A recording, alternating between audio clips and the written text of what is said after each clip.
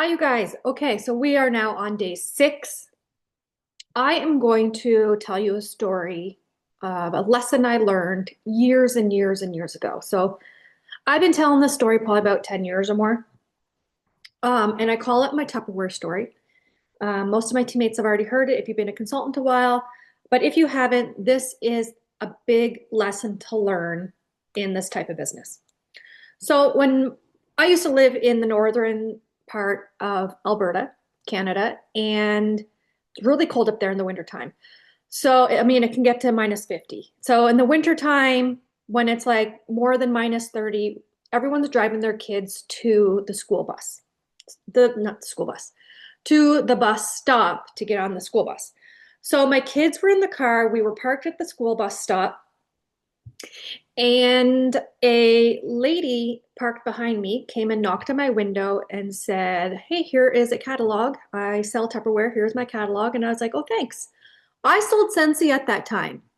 I had a Scentsy logo on my vehicle, and I didn't have a Scentsy catalog to give back to her. I didn't give her anything. Okay, I gave her nothing of Scentsy. But she gave me her Tupperware catalog. So what did I do? Drop the kids off. They got on the bus. I went home and I immediately looked through the catalog. First thing I did when I walked in the door, opened the catalog, started circling things that I wanted. I had, and I'm not lying about this, you guys. I had an 800 between 700 to $800 order, and I wanted it. I wanted to, not only that, I was making some pretty good money in the wintertime, as you do, because sales are up. And so I had money to want to change out my Tupperware drawer to brand name Tupperware. So that's what I wanted. I literally circled $700 to $800 worth of product in the Tupperware catalog, and I wanted the stuff. Okay. Wanted the stuff. She even had an order form in there, and I filled it out. And I filled it out with my credit card information, all that. The order form was ready to go. Next day rolls around. I drive the kids to the bus stop. I did not bring the order form with me. I did not get out of the car and go talk with her to tell her I wanted anything. I did not do that. She did not come to my window to knock on it to see if I wanted anything. I went home and I still wanted the product. Still wanted the product. Next day after that, I went to the bus stop. She did not come and knock on my window. She did not ask me for my order form. I did not bring it to her, and I did not get out of my car to go give it to her. We went home. Okay. When I got home, I then realized I'm just like, what? Oh, it's like $700, $800 is a lot of stuff. Um, and so I started rethinking my purchases. So I actually went through the book and I remember crossing out, it was like $100 worth of bowls. I know you know which ones I'm talking about. But they come in a big set. It was like 100, maybe $120. I crossed that off my list. And then I started thinking I was spending too much money. Went back to the bus stop. She did not come and see if I wanted anything to order, because if she had come to my window within the first 3 days, I would have been like, yeah, for sure. Come back, come to my house. It's right there. Like we could see my house from the bus stop. Come to my house. I have the order form with you. I would have given it to her if she came and asked for it. But days went on. So on the third day and after the third day, I started rethinking my purchase, my wants, and I started crossing things out. Every day that I came back home from that bus stop, I started crossing more things off. By the time day 5 came, I no longer wanted anything in the book. I then said to myself, what the heck was I thinking? I was just about to spend $800 on stuff. If she had came to me the next day, she would have had an $800 order. I would have been happy with my purchase. Perfect. But she never came. And on the 5th day, I no longer wanted the product. So it was maybe a year later, and I was kind of doing a training for my team.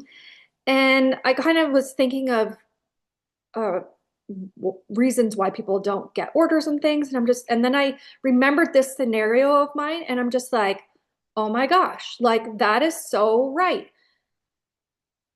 When you give someone a catalog, they usually most times immediately look at the catalog, circle the things that they want. The longer the time goes on that you don't then follow up with them, the least amount that they will order. So that was a huge, huge turning moment in my business when passing out catalogs, sending people's links. People said they want to order. I now realize in my business that I have to follow up with people within 3 days of me handing them whatever I gave them, sending them a link online to look at the catalog. I know the best time that I'm going to get an order is within the first 24 hours. Okay. So there's a lot of consultants out there, and you may be one of them, that hand out catalog links or hand out catalogs. And your thought process is, I will contact them at the end of the month when I place my order. And so that could be 2 weeks, 3 weeks from now, right? I will contact them a couple days before I go to place my order. So why is that a bad idea? That is a bad idea because of the reason I just said. People want what they want when they see it, not when you start feeling comfortable that you can ask them. Okay. So if you decide in your business that you're going to ask them 1 week, 2 week, or 3 weeks later for a follow-up, are you going to place that order? Or is there anything that you wanted? Most likely they're going to say no, you're not going to have any orders. So the best time to follow up with people, if you give anybody anything, is within the first 24 hours. Within 48 hours max. On the third day is usually when people are just like, I don't know. So if you noticed in your business that you're handing out things and then you're contacting them 4 days later and you're getting a lot of no's a week later, 2 weeks later, 3 weeks later, that could possibly be the reason why you're not receiving any orders. Okay. So you have to be your own secretary in your business. So what do I mean by that? If I hired you, say I wasn't even a Scentsy consultant, say like I was your boss at a veterinarian clinic, and your job was to call customers to rebook vaccination appointments. If you didn't do that job for me, you would be fired. Okay. So you have contacts of people who maybe you've handed out packages to, you may have handed out a catalog link, you may have, they may have been previous customers of yours and you've just never followed up with them in the right way. Don't wait too long. When you start waiting too long, things stop happening. Okay. People no longer want the product because you've waited too long to ask them. So just make sure, I want to give you this biggest aha moment in my business was that the longer you wait, the more times you're going to hear no, that they don't want anything. So make sure that you're following up within 24 to 48 hours to see if people want anything. So your homework today, so remember on day one, I said you have to make 10 things. So your homework today is to make sure those 10 things are handed out. Go and hand them out, okay? But the homework is, and I want detailed explanation in one post of the 10 that you handed out, the follow-up of the 10 that you handed out. Because you can't hand out 10 things thinking that they're going to contact you, okay? I always think people are just like me. People are not going to message. I would never message somebody for an order. I would never, like if I wanted something, I need that follow-up to then put that order through. Does that make sense? And I'm the same way. When I go into a store, I usually want someone to help me find some things. I just find it easier because I have anxiety of choice.